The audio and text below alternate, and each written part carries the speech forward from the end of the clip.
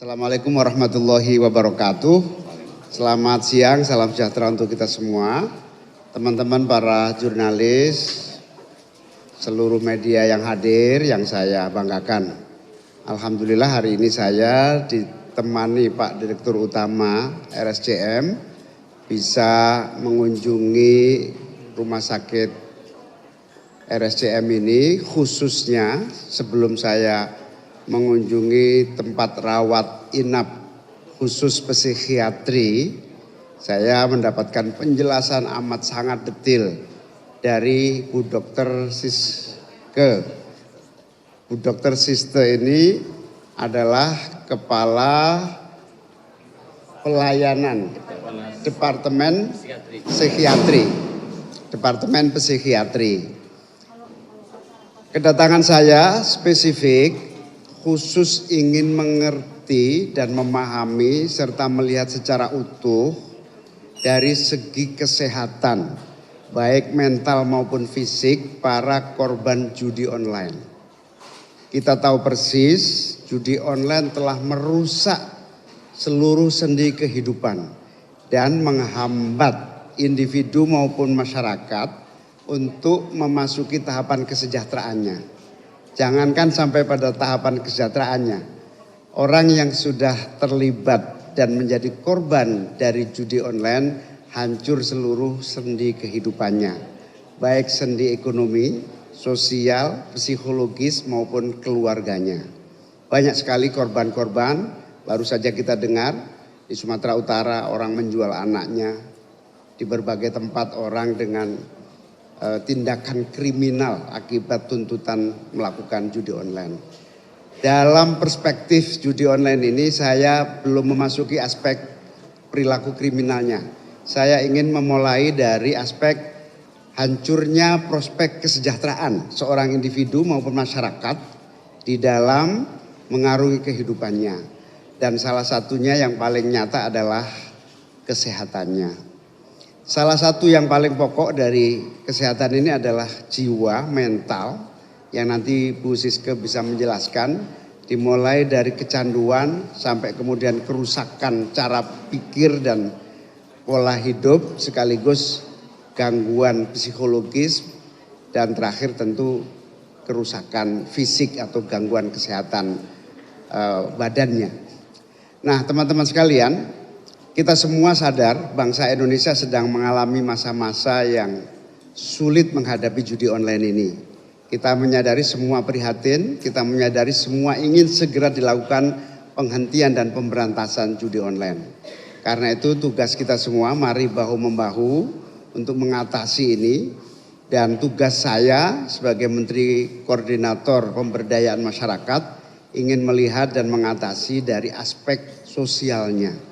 Dan saya sampai pada kesimpulan hari ini judi online masuk pada tahap bencana sosial yang telah melibatkan tidak kurang dari 8,8 juta bangsa Indonesia yang menjadi korban dan pelaku terjerat dalam judi online ini. 80% diantaranya masyarakat ekonomi paling bawah dan menengah. Ini data intelijen yang kami dapatkan dari Kementerian Koordinator Politik Keamanan. Pak Presiden Prabowo menegaskan bahwa semua harus sigap untuk mengatasi judi online ini. Karena apa? 900 triliun rupiah per tahun uang mengalir ke luar negeri dari rakyat kecil. Ini tidak boleh terus kita diamkan. Para pecandu judi online juga mengalami kondisi yang memprihatinkan, perilakunya, kemudian kehidupannya hancur, dan negara harus melakukan langkah-langkah pertolongan dan rehabilitasi. Semua harus terlibat. Saya sebagai Menteri Koordinator akan mengajak semua kementerian yang terkait untuk bahu-membahu mengatasi judi online ini. Dan tentu seluruh pihak saya harapkan untuk memulai kesadaran kita sedang mengalami ancaman bencana sosial nasional. Sehingga saya mengajak seluruh pihak, ayo kita bahu-membahu mengatasi ini, dan Presiden Pak Prabowo mengamanatkan kepada saya dan seluruh anggota kabinet untuk bahu-membahu mengatasi persoalan judi online ini. Tentu saya berharap langkah-langkah kebersamaan semua pihak, baik pemerintah, tokoh masyarakat, kampus, tokoh-tokoh agama, lembaga pendidikan, pimpinan-pimpinan masyarakat dan rakyat pada umumnya akan mengatasi dengan cepat. Baik melalui kebijakan pemerintah maupun langkah yang dilakukan oleh masyarakat sendiri. Saya sendiri kalau pulang kerja, istri saya marah-marah terus. Apa gunanya kamu jadi menteri kalau judi online nggak bisa diatasi? Ini salah satu yang membuat saya terus berpikir dan mencari jalan keluar. Hari ini salah satu langkah saya memulai dari aspek penanganan kesehatan. Dari situ terbongkar ternyata semua. Ibu Siska menjelaskan sangat detail dengan data-data yang akurat bahwa judi online ini betul-betul national disaster ya, kerusakan nasional yang harus kita atasi bersama. Jadi bukan hanya tanggung jawab sebagai menteri, juga daripada kalau pulang dimarahin istri terus. Karena judi online tidak segera bisa kita atasi bersama. Saya kira itu mungkin langsung tanya jawab saja sebelum Bu Siska menjelaskan nanti menambah penjelasan dari. Saya bisa menengok saudara-saudara kita yang menjadi pasien di unit psikiatri. Saya ketemu seorang pasien yang sudah sehat, juga menjelaskan bagaimana kecanduan dan akhirnya sempat pulang pergi dari rumah sakit ini, kambuh lagi, diatasi lagi, alhamdulillah akhirnya sembuh. Dan juga masih banyak pasien-pasien yang datanya amat sangat banyak di seluruh Indonesia.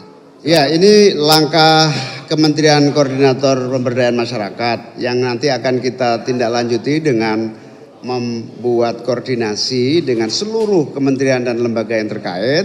Dari situ akan kita buat sebuah satgas, dibutuhkan permen, dibutuhkan apa saja perangkat hukumnya, baru kita buat.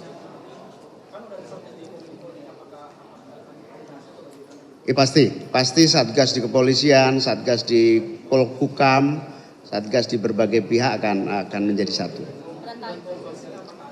Pasti, karena ini bagian dari korban sosial dan tentu selain BPJS, kemudian kita juga ada berbagai bantuan-bantuan dari Kementerian Sosial.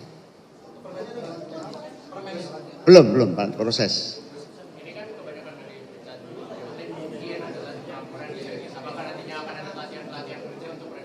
Pasti, akar masalahnya adalah dua. Yang pertama tentu kemiskinan dan pengangguran. Akar yang kedua adalah ya psikologis, ya kecanduan dan berbagai aspek-aspek non ekonomi.